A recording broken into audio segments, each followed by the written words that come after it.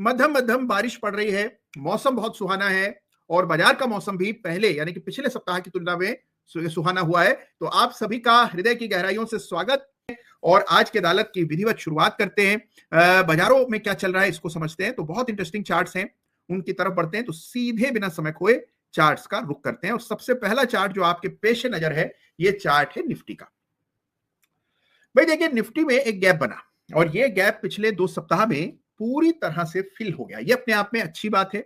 यदि ये गैप इतनी जल्दी न फिल हुआ होता तो इसको हम कहते ब्रेक अवे गैप, लेकिन फिल हो जाने के बाद अब ये एग्जॉशन गैप कहलाएगा, यानी कि ये गैप निरस्त हो गया है। ये आपको इस सप्ताह के प्राइस मूवमेंट से पता लगता है। मैंने एक लकीर डाल दी है, ये लकीर 24,800 के इर्द गिर्द है और इस लेवल की चर्चा पहले भी अदालत में कई दफे हम लोग कर चुके हैं कि ये लेवल बहुत इंपॉर्टेंट है। 24,800 निफ्टी 24,800 के ऊपर बंद हुई है, 24,823 पर बंद हुई है और ये रेखा हमने डाली है 24,750 पर, यानी कि वीकली बेसिस पर जो एक प्रतिकूल संभावना बाजार में बन रही थी वो फिलहाल के लिए टल गई है। बाजार में अच्छा मोमेंटम बना है, स्टॉक्स बड़ा जबरदस्त काम कर रहे हैं, कुछ स्टॉक्स नए कीर्तिमान बना रहे हैं, ब्रेकआउट्स आपको देखने को मिल रहे हैं। तो बाजार की दिशा दशा वापस से सुधरी है, इसमें कोई दो राय नहीं है और यही चार्ट्स भी आपको बता रहे हैं। लेवल्स का विशेष ख्याल रखना है आपको और ये बाजार ऐसा है जहां हमेशा तत्पर तैयार रहना है। उठापटक चलती रहेगी। ये बाजार जो है इसमें हम देख रहे हैं कि न्यूज फ्लो बहुत ज्यादा है। भारत में भी, भारत के बाहर भी निरंतर हम देख रहे हैं कि खबरें आ रही है और इन खबरों के चलते बाजार में उठापटक चल रही है। तो ऐसे में आपको पूरी तरह से तैयार होना है, लेवल्स पर विशेष ध्यान देना है, तरजीह देनी है और अपने चार्ट्स को लेकर के आपको संजीदा रहना है। तो ऐसा ना हो कि बाजार दिशा बदले और आप चूक जाएं सही निर्णय लेने से। तो इसके लिए आपको बंदोबस्त करना है और हमेशा तत्पर रहना है।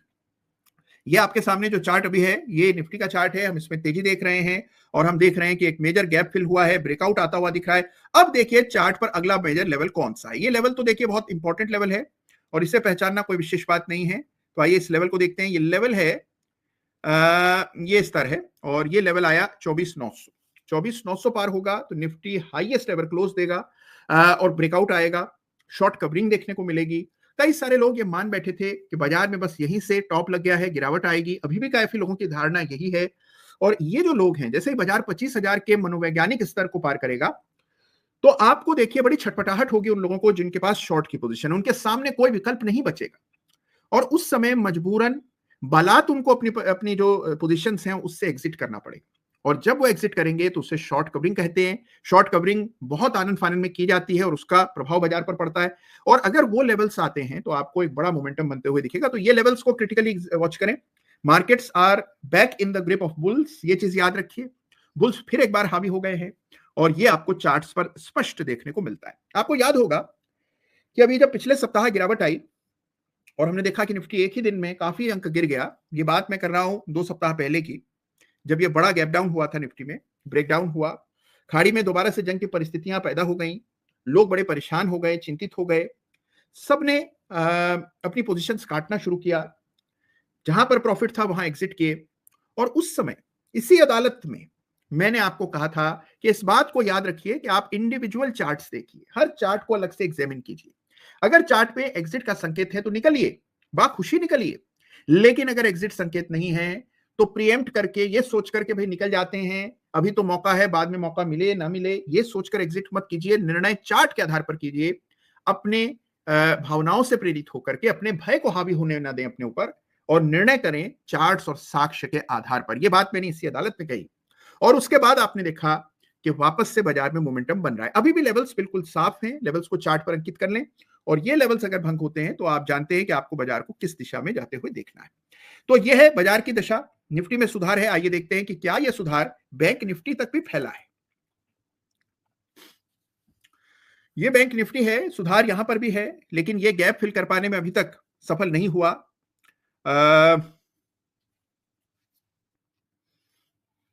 ओके, तो ये देखिए कि आपके सामने चार्ट है फॉर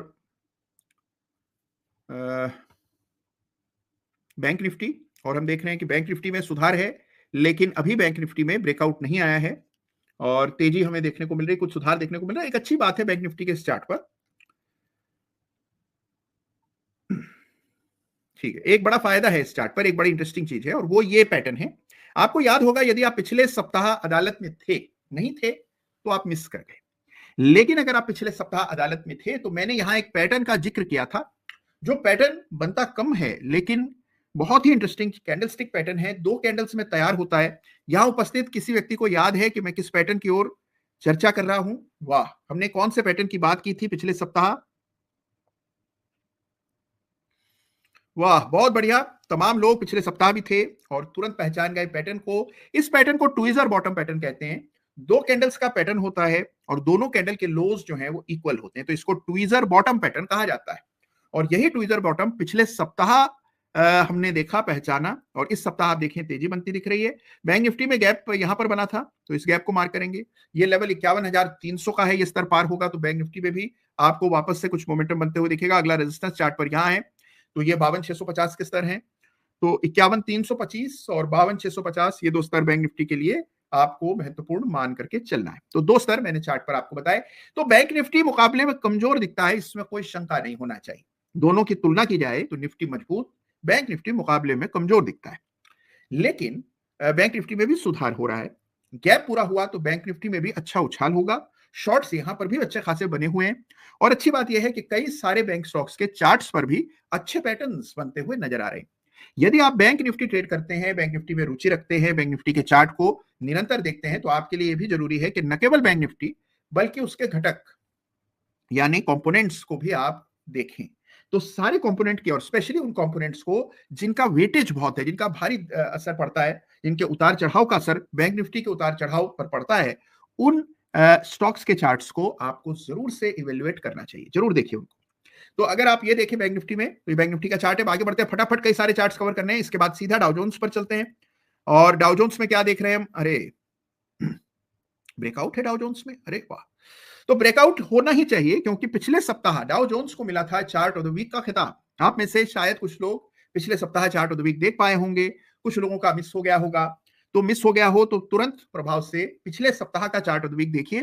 कल फिर आएगा चार्ट ऑफ द वीक, रविवार को आता है 6 बजे, अगर आपको न पता हो तो 6 बजे फिर आएगा चार्ट ऑफ द वीक और फिर एक नया चार्ट की हम चर्चा करेंगे। लेकिन पिछले सप्ताह हम डाउ जोन्स की बात कर रहे थे और इस सप्ताह डाउ जोन्स ने बड़ा जबरदस्त मोमेंटम दिखाया और आज जैसा आप देख पा रहे हैं कि 1.25% की तेजी डाउ जोन्स में आई। बड़ी बात यह है कि एक ब्रेकआउट दर्ज हुआ जिसमें कि 40,600 के स्तरों के ऊपर डाउ जोन्स चल पड़ा। आप जानते हैं कि यूएस मार्केट्स में बड़ा अच्छा मोमेंटम बन रहा है। आप ये भी जानते हैं कि वहां पर जो चुनावी सरगर्मियां हैं वो पहले के मुकाबले बहुत तेज हो गई हैं। तो अभी कड़ा मुकाबला चल रहा है, कांटे का मुकाबला है। और आप देख रहे हैं कि जो ये पॉलिटिकल सिचुएशन है ये भी यूएस मार्केट के ऊपर असर डालेगी। तो कुल में, और फिर साथ में फेड की कमेंट्री है जिसका असर तो पड़ता ही है। तो कुल मिलाकर आप देखें कि वेरी इंटरेस्टिंग मार्केट्स और बड़ा ब्रेकआउट और फिर एक बार चार्ट की ताकत।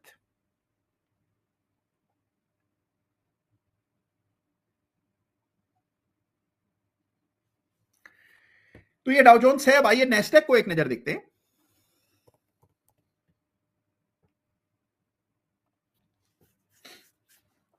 तो ये आपके सामने नेस्डेक 2 सप्ताह पहले चार्ट ऑफ द वीक का खिताब जीत चुका है। उस समय काउंटर अटैक लाइन पैटर्न की चर्चा मैंने की थी। अब देखिए इन पैटर्न्स के बारे में कुछ लोग जानते हैं, कुछ नहीं जानते हैं, लेकिन पैटर्न्स पहचानते कितने लोग हैं ये सबसे इंपॉर्टेंट होता है। तो काउंटर अटैक लाइन 2 सप्ताह पहले नेस्डेक के चार्ट पर बनी। रेयर पैटर्न होता है, ये रोज रोज नहीं दिखता है। तो देखिए जो पैटर्न रेयर हो, जब बनता हो तो उसकी चर्चा होना ही चाहिए, उसकी तरफ आपका ध्यान जाना ही चाहिए और चार्ट ऑफ द वीक में उस पैटर्न को उद्धृत करना ही चाहिए। यही मकसद है चार्ट ऑफ द वीक का। तो पिछले सप्ताह से 1 सप्ताह पहले यानी कि 2 सप्ताह पहले चार्ट ऑफ द वीक में नेस्डेक की बात हुई। वहां से आप देखिए उस समय 16,800 के आसपास नेस्डेक था, अब 17,800 यानी कि 1,000 अंकों की तेजी हमने 2 सप्ताह में नेस्डेक में देखी है। तो अच्छी तेजी बनी है और हम देख रहे हैं वापस से यूएस मार्केट्स में मोमेंटम लौट रहा है, तेजी का वातावरण बन रहा है और ये बड़ी सकारात्मक चीज है। अगर यूएस मार्केट अच्छा करेंगे, ग्लोबल मार्केट्स अच्छा करेंगे तो हमारे मार्केट में भी आप देखिए ताकत आ जाती है। और ये यूएस मार्केट के दोनों हमने मेजर इंडाइसेस को देखा, बहुत सारे और चार्ट देखने हैं, मैं झटपट देख रहा हूं। अच्छा, अब इंडिया विक्स को देख लेते हैं। भाई इंडिया विक्स तो वापस से शांत हो गया है। कुछ समय से उठाने के बाद इंडिया विक्स पूरी तरह से अब नियंत्रण में है और हम देख रहे हैं कि वापस से बिल्कुल मौन हो गया है। तो इसको स्टेबिलिटी कहते हैं, स्थिर हो गया है। इसी तरह से डॉलर को देख लेते हैं और डॉलर में हम देख रहे हैं कि एक अपवर्ड प्रेशर और रुपी में डाउनवर्ड प्रेशर निरंतर बना हुआ है।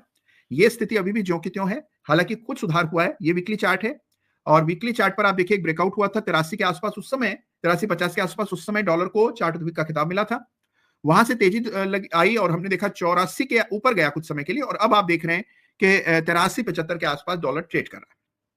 तो डॉलर में अपवर्ड प्रेशर और रुपये का डाउनवर्ड प्रेशर जारी है। तो दिस रिमेन्स वरी, और ये चिंता बिल्कुल बनी हुई है। इसमें कोई बहुत बड़ा मीनिंगफुल चेंज नहीं है, लेकिन परिस्थितियां ठीक है। तो ये हमारा निफ्टी का डॉलर का चार्ट है। तो हमने देखा सिलसिलेवार ढंग से पूरे दुनिया का हम भ्रमण करके आए हैं। पहले भारत देखा, फिर विदेश देखा, डॉलर देखा। आइए एक दफे आज जापानीज मार्केट के चार्ट पर भी रुख करते हैं। यह है निकेई 225, और इस चार्ट का भी जिक्र मैंने किया था जब इसमें बड़ा ब्रेकडाउन हुआ, गिरावट आई, और अब आप देखिए कितना शार्प रिबाउंड आया है। एक हैमर पैटर्न बना, उसके बाद शार्प रिबाउंड आता हुआ दिख रहा है। देखिए इस तरह के पैटर्न्स में जब कभी कोई बड़ा विशाल गिरावट आ जाती है तो कई बार एक शार्प पुल बैक आता है। जितनी गति से शेयर या कोई इंडेक्स नीचे जाता है उतनी ही गति से रिबाउंड होता है, और वही रिबाउंड या पुल बैक, थ्रो बैक, जो चाहे कह ले, वो आपको यहाँ जापानीज मार्केट यानी कि निकेई 225 के चार्ट पर आता हुआ दिख रहा है। तो यहां पर हमें एक रिबाउंड है। ग्लोबल मार्केट्स अच्छा चल रहे हैं, भारत के बाजार नए कीर्तिमान बना रहे हैं, और यूएस मार्केट्स ऑलरेडी न्यू हाइस पर हैं। तो कुल मिलाकर अगर आप एक 360 डिग्री व्यू लें तो बाजार ठीक ठाक चल रहे हैं। एक चार्ट और देखूंगा और फिर सीधे हम लोग कुछ और चार्ट्स पर जाएंगे, लेकिन सबसे पहले एक दफे निफ्टी स्मॉल कैप इंडेक्स के चार्ट को देख लेते हैं। आइए क्या कह रहा है स्मॉल कैप इंडेक्स। ये स्मॉल कैप इंडेक्स का चार्ट है। अब अच्छी बात क्या है कि जहां निफ्टी तैयारी कर रहा है ब्रेकआउट की, लेकिन अभी तक हुआ नहीं है, स्मॉल कैप इंडेक्स ने 18,000 के स्तरों को फिर एक बार छू लिया। न केवल छुआ बल्कि 18,000 के ऊपर पहली बार इतिहास में वीकली क्लोज आया है। तो मुझे लगता है कि ये बड़ा अच्छा सूचक है, बड़ा अच्छा संकेत आपको यहां से मिल रहा है। तो स्मॉल कैप चलेगा तो बाजार चलेगा, और स्मॉल कैप पर आपको विशेष ध्यान देना है। तो स्मॉल कैप इंडेक्स में रौनक लौटती हुई नजर आई और बड़ा ब्रेकआउट हुआ। अब लकीरों की ताकत देखिए, 17,000 पर मैंने एक लकीर डाल दी थी, और ये लकीर इसी अदालत में आप सबके सम्मुख ही डाली थी। ताकत देखिए रेखा की कि 2-3 दफे इस रेखा के नीचे इंडेक्स गया, लेकिन वीकली क्लोज नहीं आया, और वापस से अब इसमें ताकत आ गई है। तो निफ्टी स्मॉल कैप इंडेक्स में तेजी है, निफ्टी में तेजी बन रही है। तो ओवरऑल सिचुएशन बहुत स्ट्रॉन्ग पॉजिटिव देखने को मिल रही है। तो दुनिया भर के बाजार तेज हैं, ये संकेत आपको चार्ट्स देख करके मिलते हैं। चलिए अब इस तेजी के बाजार में जो आज का प्रश्न है, जो आज का अदालत का शीर्षक भी है,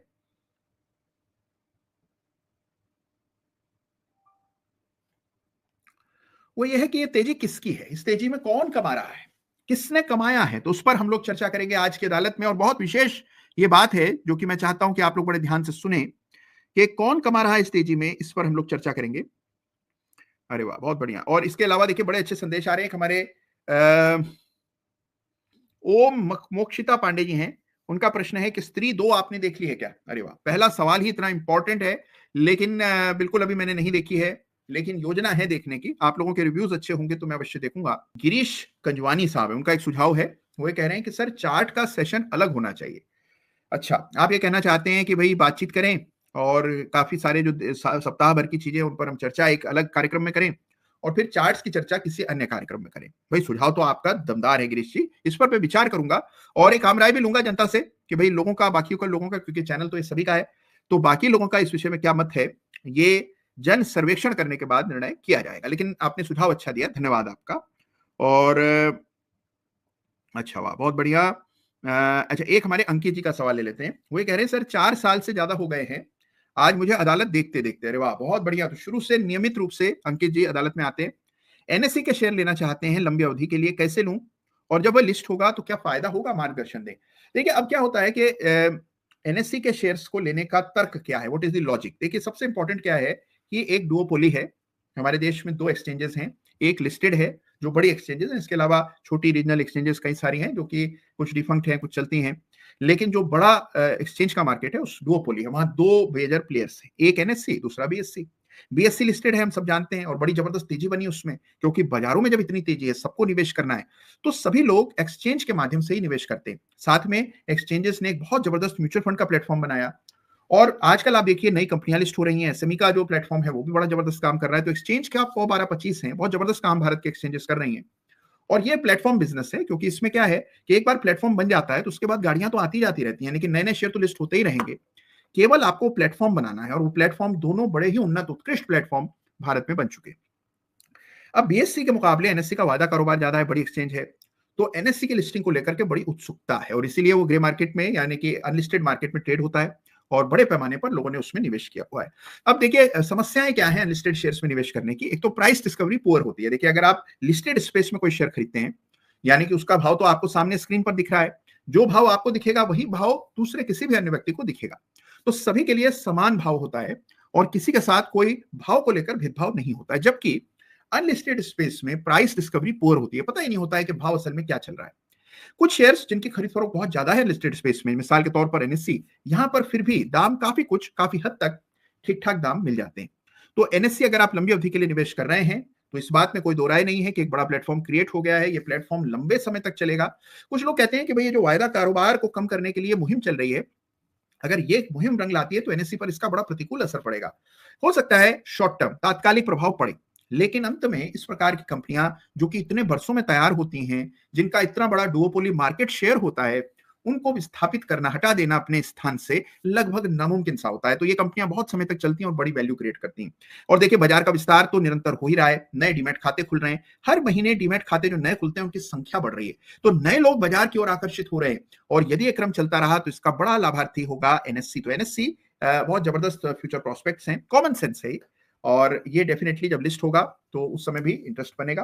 तो अभी खैर ये नहीं पता कि लिस्टिंग कब होगी। और जो भी अनलिस्टेड में अगर आप निवेश करते हैं तो एक सबसे बड़ा इशू क्या होता है, लिक्विडिटी। अगर आपने कोई शेयर ऐसा खरीदा जो कि अनलिस्टेड स्पेस में है, उसका बाजार भाव नहीं है, उसके खरीदार बिकवाल आपको कोई दिखते नहीं है स्क्रीन पर, कई बार उनको बेचना बड़ी भारी मेहनत का काम बन जाता है। क्योंकि मान लीजिए बाजार का सेंटीमेंट खराब हो जाए, बाजार अचानक से गिरने लगे, तो लोग अनलिस्टेड शेयर्स में निवेश करने से बड़ा कतराने लगते हैं, क्योंकि बहुत छोटा सा अनडेवलप्ड मार्केट है। तो इसीलिए सारे रिस्क को समझ करके ही कोई निर्णय लीजिएगा, और इसमें अपने वित्तीय सलाहकार की सलाह अवश्य लीजिएगा। मेरा काम आपको केवल एक दिशा दिखाने का है। तो ये बात हो गई एनएससी के शेयर्स में निवेश करने के औचित्य पर। एक सवाल कर रहे हैं अंकित जी, जिसका हमने यहां पर जवाब दिया। कई सारे और बड़े ही रोचक इंटरेस्टिंग सवाल आ रहे हैं। ओहो, अंकित पाठक साहब हैं, वो ये सवाल कर रहे हैं कि एक लॉट से ट्रेडिंग कर रहा हूं बैंक निफ्टी में, छोटा छोटा मुनाफा हो रहा है, क्या मुझे 30 लॉट तक बढ़ाना चाहिए? भाई अंकित जी, इसको बोलते हैं ज्योमेट्रिकल प्रोग्रेशन, यानी आप सीधे एक लॉट से 30 लॉट तक जाना चाहते हैं।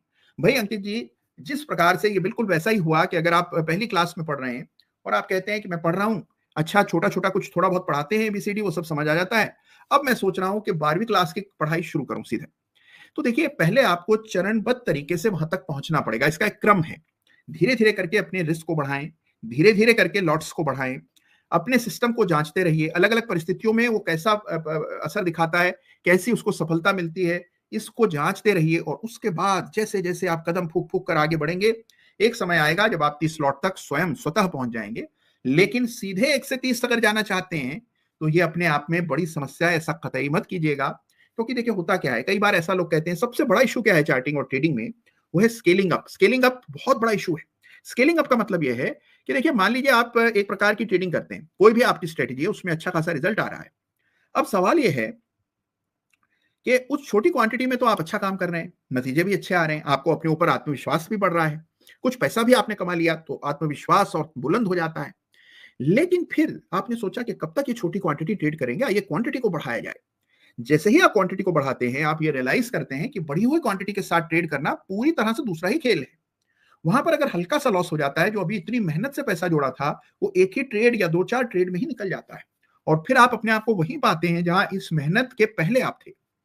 तो बड़ी क्वांटिटी तक पहुंचने के लिए इंक्रीमेंटली, यानी कि बहुत ही छोटी छोटी क्वांटिटियां बढ़ाते हुए आपको बड़ी क्वांटिटी तक पहुंचना है। तो अंकित जी, आपका सवाल बहुत इंपॉर्टेंट है, और मैं देखता हूं अक्सर ये लोग गलतियां करते हैं। कई सारे स्टूडेंट्स मुझे मिलते हैं जिनकी समस्या क्या है कि बहुत अच्छा काम कर रहे थे, जब तक छोटी क्वांटिटी ट्रेड कर रहे थे बड़ा जबरदस्त काम कर रहे थे, अच्छा काम करते थे, अच्छा निवेश था, अच्छा पैसा बन रहा था, बिल्कुल सही राह पर चल रहे थे, और मुझे उनको लेकर के बड़ी उम्मीदें थी। लेकिन फिर उनके मन में आया कि नहीं, ये जो सफलता है इसका अर्थ यह है कि हमें अपनी क्वांटिटी बढ़ाना चाहिए। क्वांटिटी जरूर बढ़ाइए, क्वांटिटी बढ़ानी ही पड़ेगी। आप पूरे जीवन पर्यंत छोटी छोटी क्वांटिटी ट्रेड करते रहेंगे, उसका कोई औचित्य नहीं है, ये बात बिल्कुल सही है।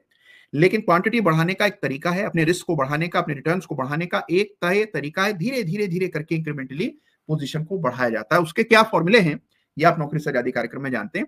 तो इसीलिए जरूरी चीज क्या है, you must increase quantity slowly and not take undue risk which can completely derail your success. तो जो सफलता आपको मिली है, इतनी मेहनत, इतने परिश्रम, इतने त्याग, इतने आत्मनियंत्रण के बाद मिली है, उसे यूं सस्ते में न गवा दीजिएगा, इस बात का ख्याल रखिएगा। तो बहुत इंपॉर्टेंट सवाल अंकित जी ने पूछा, और इसीलिए विस्तार से जवाब मिला उनको अदालत में। ओके, अच्छा एक सवाल और है, ये पूछा है हमारे डोनट्स 100 वाले साहब ने, और उनका सवाल यह है कि सर बोनस और स्प्लिट में क्या अंतर होता है, कृपा करके बताइए। तो बोनस और स्प्लिट क्या है, इसको समझिए।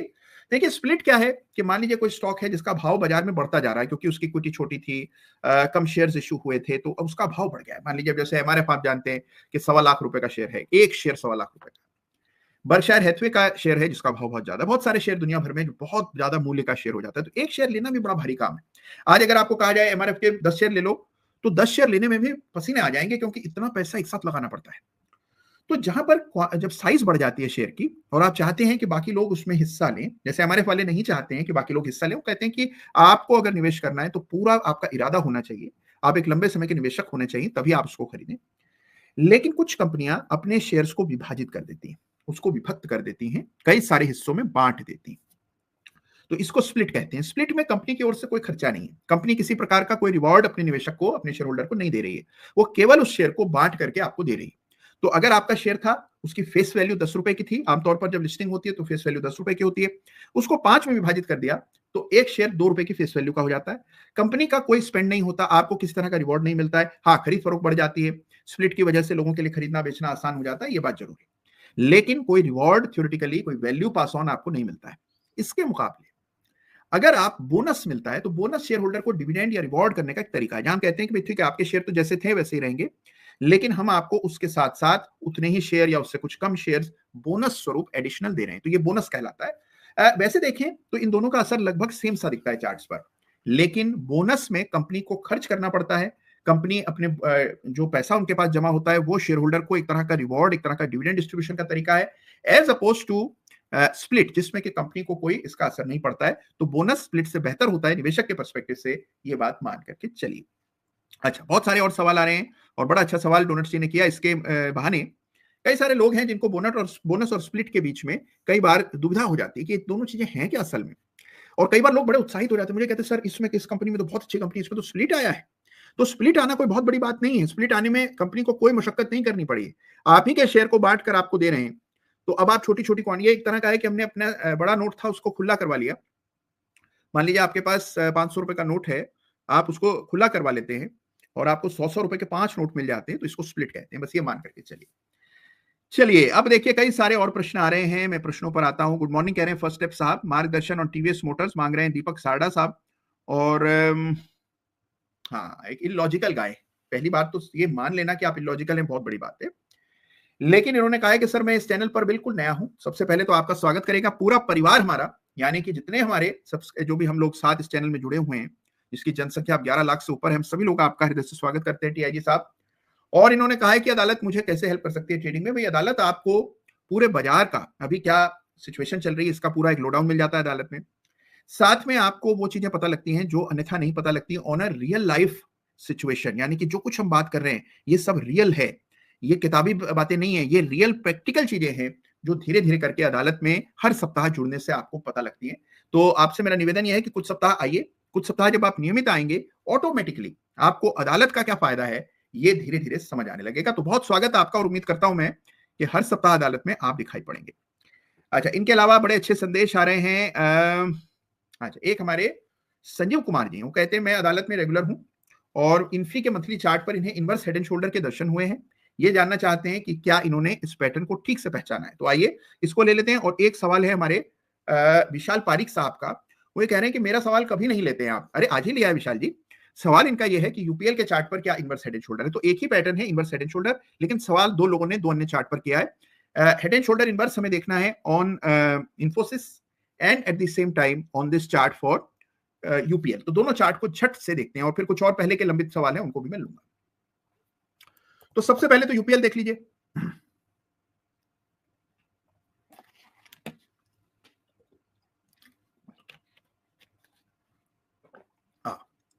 अब सवाल यह है कि क्या यहां पर inverse head and shoulder pattern बन रहा है।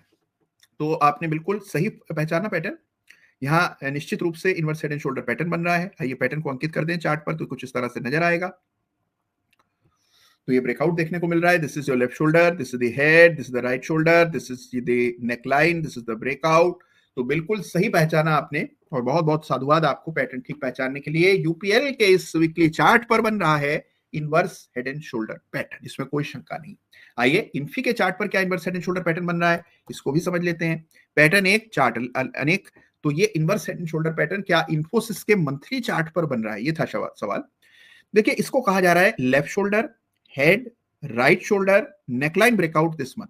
देखिए बन तो रहा है, इसमें कोई दो राय नहीं, लेकिन इसमें एक समस्या यह है कि पहली बात, इस पैटर्न से पहले कोई डाउन ट्रेंड नहीं है। इस पैटर्न की सफलता के लिए मेरा अनुभव कहता है कि पहले डाउन ट्रेंड का होना लाजमी। यदि डाउन ट्रेंड ना हो तो इस पैटर्न का उतना असर नहीं पड़ता है। दूसरा रेजिस्टेंस है सामने, ये जो मैंने मार्क की है 1900 पर, तो ये रेजिस्टेंस भी एक भूमिका निभाएगी। पैटर्न आपने अलबत्ता बिल्कुल सही पहचाना है, इसमें कोई शंका नहीं है। तो you have identified this pattern accurately. तो inverse head and shoulder pattern के दो नमूने, और वो भी बिल्कुल जीवंत उदाहरण देखने को मिल रहे हैं आज अदालत की शुरुआत में ही। अच्छा, अब इसके बाद देखिए सवाल अनेकों हैं अदालत के सामने, कई सारे बड़े रोचक सवाल आ रहे हैं। मैं सवालों को ले रहा हूं जिससे कुछ ना कुछ नया सीखने को मिले। ओहो, एक सुभाषीष मैती साहब हैं, वो कह रहे सर कभी मेरा सवाल नहीं लेते हैं। भाई देखिए आज ही आपका सवाल मैंने लिया है सुभाषीष जी, और अब देखिए कई सारे लोग ये लिख रहे हैं कि आप मेरा सवाल नहीं लेते हैं। तो बिल्कुल मेरा प्रयास रहता है कि जो भी सवाल रोचक हो, जिस सवाल से कुछ नया सीखने को मिले। देखिए अदालत का मकसद क्या है कि जो लोग आ रहे हैं धीरे धीरे करके वो प्रैक्टिकल लाइफ में प्रैक्टिकली अपने चार्ट्स का इस्तेमाल बेहतर ढंग से करें। आज भी देखिए कई ऐसे लोग मुझसे मिलने आते हैं, अपने चार्ट्स भेजते हैं, चार्ट्स की स्क्रीनशॉट्स भेजते हैं, और गलत रीडिंग होती है चार्ट की, बिल्कुल ही गलत रीडिंग, मिसअंडरस्टैंडिंग के चलते होती है, समझ की कमी है, पूरी तरह से सिस्टम को नहीं समझने की वजह से, चार्टिंग के बारे में अधूरा ज्ञान होने की वजह से लोग बिल्कुल गलत चार्ट रीडिंग करके बड़ा बड़ा रिस्क ले लेते हैं, बड़ी पोजीशंस बना लेते हैं, डेरिवेटिव में बड़ा खेल खेल जाते हैं। फिर मैं उनसे एक बुनियादी सा सवाल करता हूं कि अरे भाई तुम इतनी बड़ी पोजीशन डेरिवेटिव में बना रहे हो, क्या तुम्हें इस इंडिकेटर के बारे में जानकारी है जिसको इस्तेमाल कर रहे हो, या इस सिस्टम का असल में अर्थ क्या है, कुछ ज्ञान है? तो इंपॉर्टेंट क्या है कि अभी भी बहुत लोग गलत ढंग से चार्ट्स देख रहे हैं। तो सबसे इंपॉर्टेंट चीज ये है कि आप चार्ट सही ढंग से देख पाएं, बेहतर ढंग से देख पाएं, प्रैक्टिकली चार्ट्स को सही तरह से देख पाएं। ये उद्देश्य है इस पूरी हमारी मुहिम का, जिसका हिस्सा ये चैनल है, कि आप बेहतर ढंग से एक प्रोफेशनल की तरह, एक पेशेवर ट्रेडर निवेशक की तरह आप अपने निर्णय ले पाएं। अच्छा भाई, तो GRSC यानी कि गार्डन रीच शिप बिल्डर्स, इसका चार्ट आइए देखते हैं।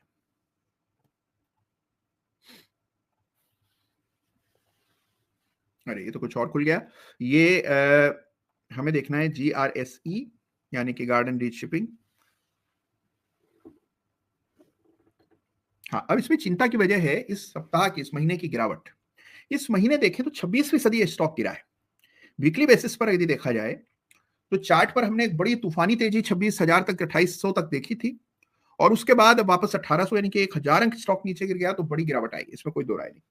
लेकिन देखिए जिस प्रकार की तेजी बनी थी उसी अनुपात में गिरावट है। आइए फिबोनाची से समझते हैं वर्तमान परिस्थिति को। अगर मान लीजिए मैं यहां फिबोनाची इस तरह डाल दूं जिससे कि रिट्रेसमेंट का अंदाजा हो, तो आप देखते हैं कि देखिए यह है चार्ट का चमत्कार, यह है कुदरत का करिश्मा कि बिल्कुल उन्हीं स्तरों तक प्राइस आया,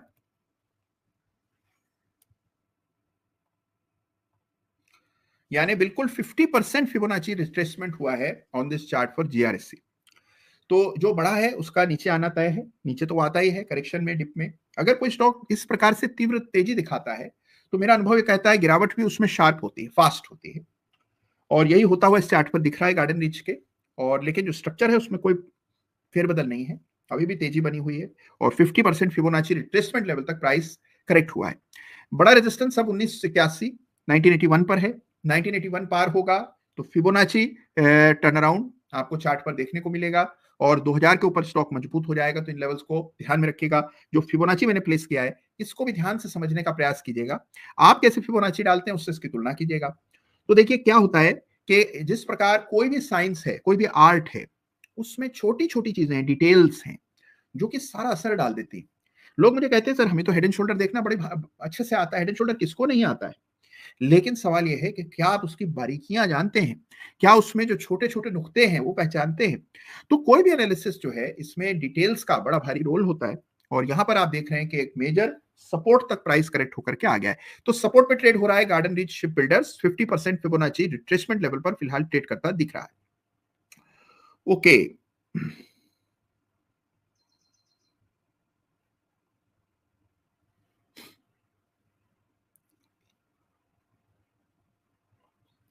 चलिए एक सवाल पहले का लंबित था उसको ले लेता हूं, बीच में चूक गए उसको लेना। सवाल था गार्डन रीच शिप बिल्डर्स पर, सॉरी माफ कीजिए, एल्काइल एमीन पर, और बड़े जमाने बाद किसी ने एल्काइल एमीन पर सवाल किया है, इसकी चर्चा हम लोग कर रहे हैं। और उसकी वजह है कि ये जो पूरा चार्ट है इसने बाजार को भारी पैमाने पर, बड़े पैमाने पर अंडर परफॉर्म किया है। देखिए 2021 तक तो सब अच्छा चल रहा था और एल्काइल एमीन्स 4000 के ऊपर ट्रेड हो रहा था। फिर इसमें टर्न अराउंड हुआ, ब्रेकडाउन हुआ, लोअर पीक्स बनने लगी। एक पीक ये थी, इससे तुलना में ये नीचे, ये इससे नीचे, ये नीचे, ये नीचे, ये नीचे। तो आप देख रहे हैं कि लोअर पीक्स बन रही हैं। अब कुछ हम इसमें कंसोलिडेशन होता हुआ देख रहे हैं। तो ये चार्ट है। अब सबसे पहले क्या करें भाई, देखिए एलओसी तो बहुत पहले टूट गई। अगर आपको अभी नई संशोधित एलओसी डालनी है तो यहाँ ऐसे एक लाइन डाल दीजिए और ये एलओसी कहलाएगी एल्काइल एमीन की। लेकिन एक चीज याद रखिएगा कि जहां पूरा बाजार इतनी बड़ी तेजी दिखा चुका है, ये स्टॉक कमजोरी दिखा रहा है, अंडर परफॉर्मेंस दिखा रहा है, तो इस चीज को हमेशा इंपॉर्टेंस देनी है। वहां फोकस करना है जो बाजार की तुलना में बेहतर चल रहे हैं शेयर्स, यानी कि जहां पर आउट परफॉर्मेंस है उनकी ओर ध्यान दें। तो ये चार्ट है एल्काइल एमीन्स का, जिस पर एक सवाल आया था, और टाटा टेक पर भी सवाल आया जहां पर एक बड़ी ब्लॉक डील हुई है। ये टाटा टेक है,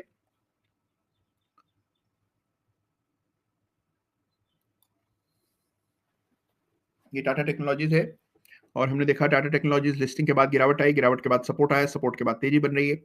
छोटा चार्ट है, जहां चार्ट पर केवल इतना सा डेटा हो वहां पर भला कोई क्या करे। देखिए चार्टिंग में एक मिनिमम डेटा पॉइंट्स का होना जरूरी है। बहुत सारे लोग ऐसे ऐसे चार्ट्स देख करके काम करते दिखाई पड़ते हैं जहां उनके चार्ट पर कुल 4 कैंडल्स होती। देखिए 4, 5, 10, 15, 20 कैंडल्स देखकर आप कोई निर्णय तक नहीं पहुंच सकते हैं। तो इंपॉर्टेंट चीज है ट्रेंड को बनने का अवसर देना चाहिए। अगर आप डेली चार्ट्स देख रहे हैं तो कम से कम 6 महीने का डेटा चार्ट पर होना चाहिए। पर्याप्त डेटा ना हो, पर्याप्त कैंडल्स ना हो, तो आप चार्ट को ठीक ढंग से रीड नहीं कर पाएंगे। चीजें याद रखिएगा। ये टाटा टेक का चार्ट है।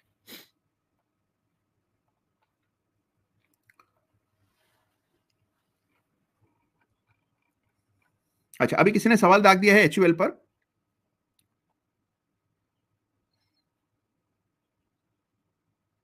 अच्छा, इससे पहले कि मैं सवाल का जवाब दूं, यानी कि हम बात करें इस चार्ट की जो है एचयूएल का, इससे पहले एक सनी विश्वकर्मा जी का प्रश्न ले लेते हैं। वो कह रहे हैं, नमस्कार सर, इस साल ट्रेडिंग में बहुत कम प्रॉफिट आया है, क्या सबका यही हाल है या मैं पीछे चल रहा हूं? इन्वेस्टमेंट में बस पैसा बन पाया है इस साल। अरे अपने आप को धन्य मानिए सनी जी। देखिए बड़ा मुश्किल साल रहा है ये। देखने में जरूर लगता है कि निफ्टी में एक तरफा तेजी बनी है, लेकिन ये तेजी बहुत वॉलेटिलिटी अपने साथ लाई है, बहुत वॉलेटाइल बाजार की परिस्थितियां थी। तो इस साल में, यानी कि मैं कह रहा हूं कैलेंडर ईयर 24 में, यदि आपने प्रॉफिट कमाया है ट्रेडिंग से, तो आप उन गिने चुने ट्रेडर्स में से हैं जिन्होंने इस साल अच्छा काम किया है।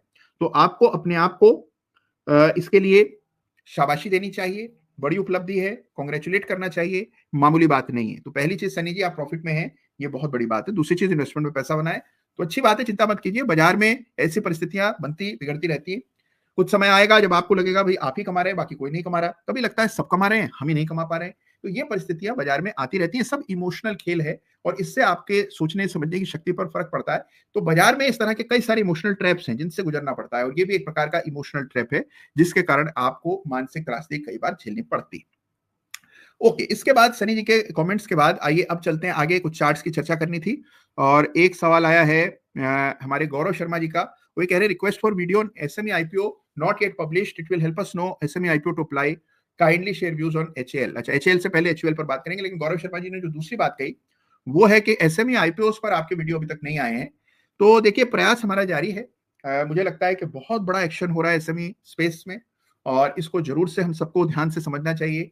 कई विकृतियां भी हो रही हैं, काफी हम देख रहे हैं कि डिस्टॉर्शंस भी होते हैं, लेकिन एक बहुत बड़ा सूर्योदय हो रहा है उन कंपनीज का जो आने वाले समय में small cap, large cap, mid cap companies बनेंगी। आज से आने वाले सालों में जो भविष्य के इंडेक्स हैं, जो इतने तमाम इंडेक्स आजकल शुरू हो गए हैं। पहले केवल निफ्टी 50 होता था, उसके बाद अब निफ्टी, बैंक निफ्टी बहुत पॉपुलर हुआ, फिन निफ्टी बहुत पॉपुलर है, निफ्टी आईटी बहुत पॉपुलर है। तो ऐसे जो सेक्टोरल इंडेक्स हैं, इनमें शामिल जो कंपनियां होंगी भविष्य में, वो कंपनियां यही एसएमई से ही निकलेंगी। तो इसीलिए एसएमई चार्ट्स को, एसएमई स्टॉक्स को स्टडी करना जरूरी है। गौरव जी, आपका ये जो आदेश है कि इस पर वीडियोस बनाए जाए और इसको कवर किया जाए और इसको कैसे समझा जाता है, इस पर हमें चर्चा करनी चाहिए। तो बिल्कुल इस चैनल के माध्यम से कुछ पहल मैं अवश्य करूंगा। अच्छा, इसके बाद एक सवाल HUL यानी कि हिंदुस्तान यूनिलीवर पर आया था, आइए उसकी बात करते हैं।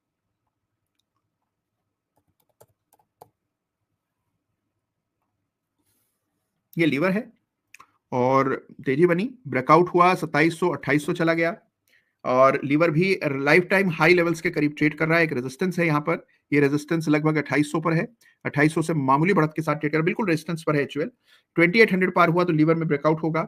इस ब्रेकआउट के बड़े टारगेट्स भी निकल सकते हैं अगर आप फिबोनाची का इस्तेमाल करें। तो ये लीवर का वीकली चार्ट है और वीकली चार्ट पर एक रेजिस्टेंस के करीब लीवर फिलहाल ट्रेड कर रहा है। लेवल्स मैंने चार्ट पर पहले से अंकित किए हैं, आप भी इन लेवल्स को चार्ट पर अंकित कर सकते हैं, जिससे ब्रॉड कॉन्टूर्स मिल जाते हैं, अपनी सीमाएं मर्यादाओं का अनुमान हो जाता है कि कौन से लेवल इंपॉर्टेंट हैं, इसके बारे में जानकारी मिल जाती है। देखिए मैंने अपने जीवन में पाया है, आज भी कोई चार्ट मुझे मिलता है जो मैंने पहले ना देखा हो, मान लीजिए किसी ने सुझाया कि फला शेयर देखिए बड़ा अच्छा लग रहा है, या उस शेयर को लेकर हम बड़े बुलिश हैं, इस प्रकार के संदेश मुझे प्रतिदिन जाने कितने आ जाते होंगे।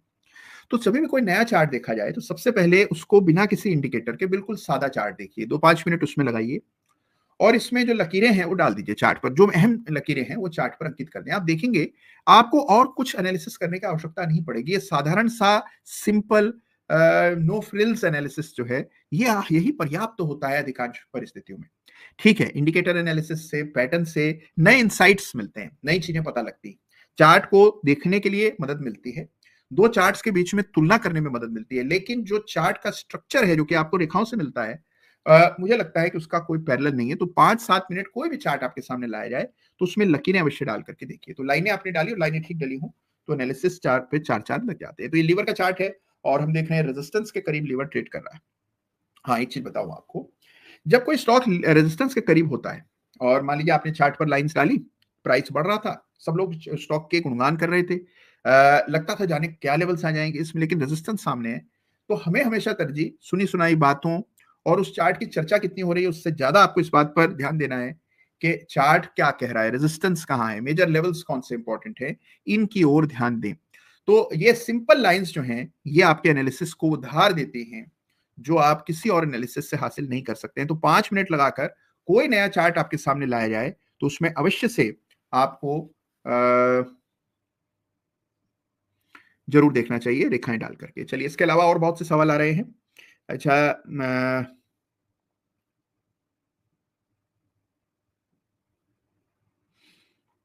ठीक है, कई सारे लोग संदेश भेज रहे हैं, कुछ लोग कह रहे हैं आपसे मिलना चाहते हैं, अवश्य आइए, कभी भी आपका दिल्ली आगमन हो तो पधारिए, भेंट करेंगे, गप लगाएंगे।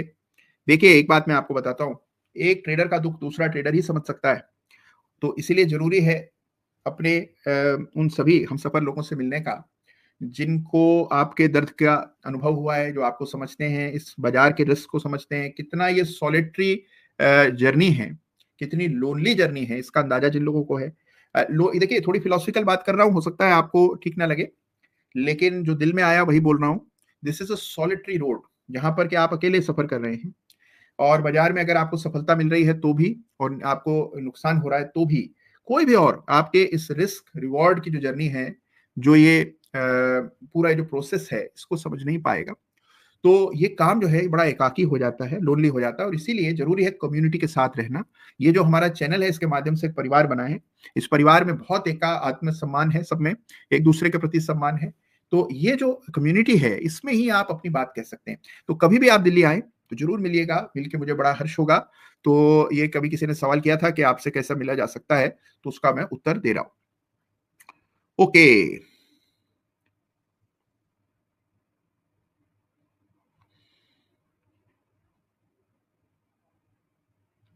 ओके, हमारे सूरत औलख साहब हैं, वो ये कह रहे हैं sir I wanted to tell you I am in the habit of watching your old videos repeat again and again, I have learn lot from you. अरे बहुत बहुत धन्यवाद आपका सूरत साहब, अगर सूरत ही नाम है, सूरत से है और नाम औलख है, तो मैं आपको सूरत औलख पुकार देता हूँ। बहुत बहुत धन्यवाद आपका पुराने वीडियोस देखने के लिए, बड़ा अच्छा लगता है, कभी मुझे भी फुर्सत होती है तो कोविड के दौरान जो वीडियोस मैंने बनाए थे वो देखता हूँ, बड़ा अच्छा लगता है कि उस समय देखिए सब कुछ बंद था, लॉकडाउन चल रहा था और उस समय वीडियोस बनाए जाते थे, बड़ा आनंद आता था और एक प्रकार से आप लोगों के साथ संवाद बनाने का वही एक जरिया था।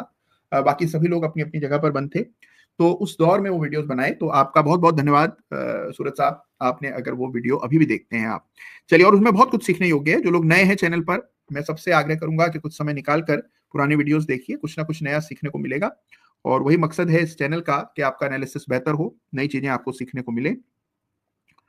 ओके,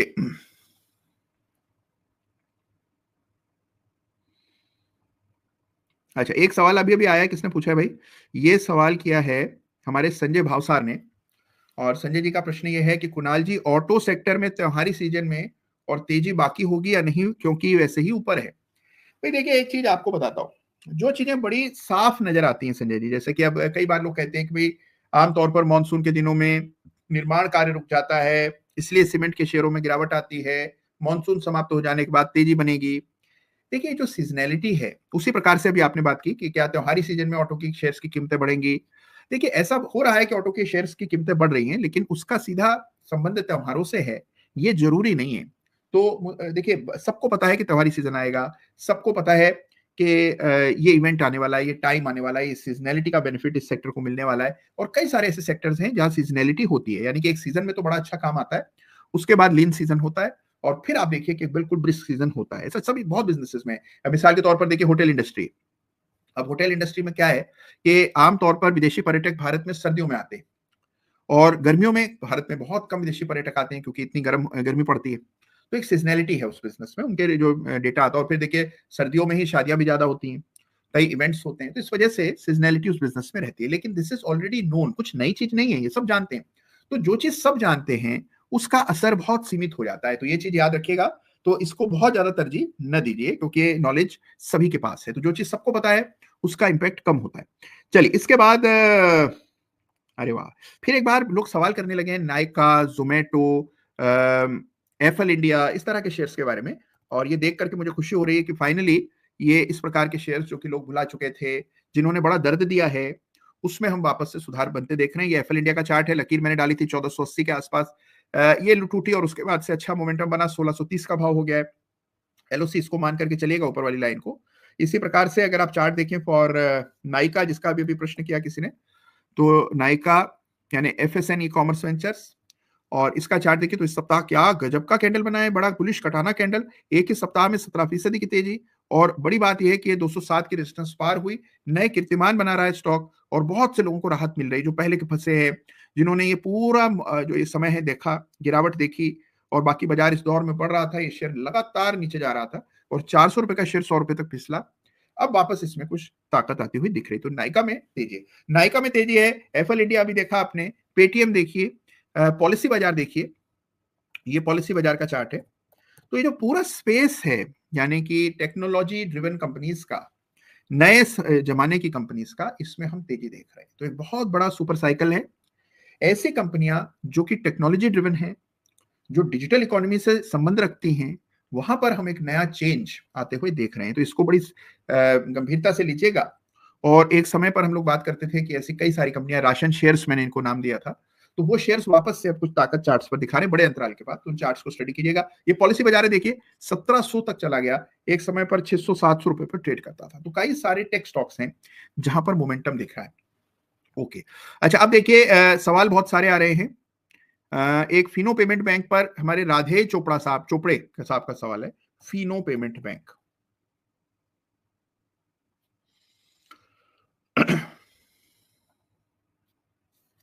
हाँ, ये पूछ रहे हैं कि क्या इस पैटर्न को कप विद हैंडल माना जाए। कप विद हैंडल तो नहीं है, यानी ब्रेकआउट अवश्य है, बड़ा मोमेंटम बना है। इसी सप्ताह ये स्टॉक 15% चला है।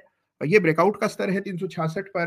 वो बातें अपनी जगह सही है, लेकिन इसको कप विद हैंडल कहना उचित नहीं होगा, कप विद हैंडल नहीं है।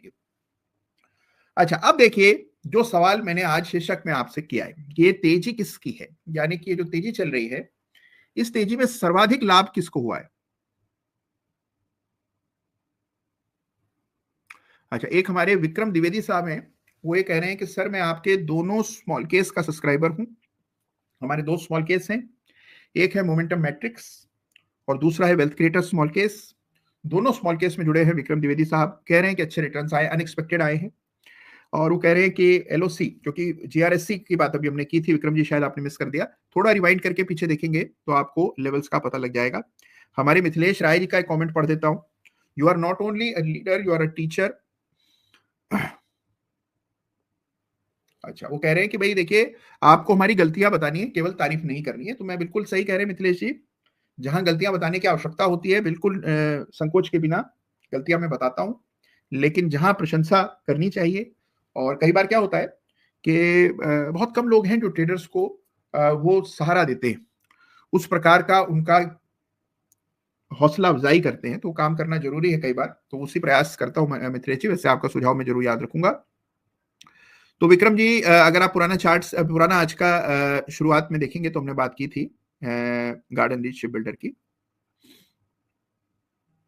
अच्छा, एक शिबी शिबू हैं, उनका सवाल ये है कि sir coming to my trading room कब होगा?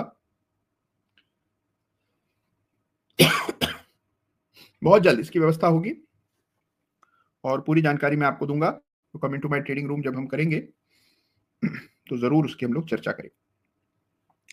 चलिए, तो ये बात हो गई और बहुत इंटरेस्टिंग सवाल आ रहे हैं। अब देखिए, मैंने जो सवाल आप सबसे किया है वो ये है कि तेजी किसकी है, इस तेजी में फायदा किसने कमाया। देखिए, आपको जानकर हैरत होगी, सबसे ज्यादा फायदा प्रमोटर्स ने कमाया। कंपनी के जो प्रमोटर्स हैं, जो मालिक हैं, उन्होंने बहुत पैसा कमाया, उनकी वेल्थ बहुत तेजी से बढ़ी और उसका इस्तेमाल करके, मान लीजिए कोई कंपनी थी, उसका मार्केट कैप 100 करोड़ होता था, 200 होता था, छोटी कंपनी थी, कोई जानता नहीं था।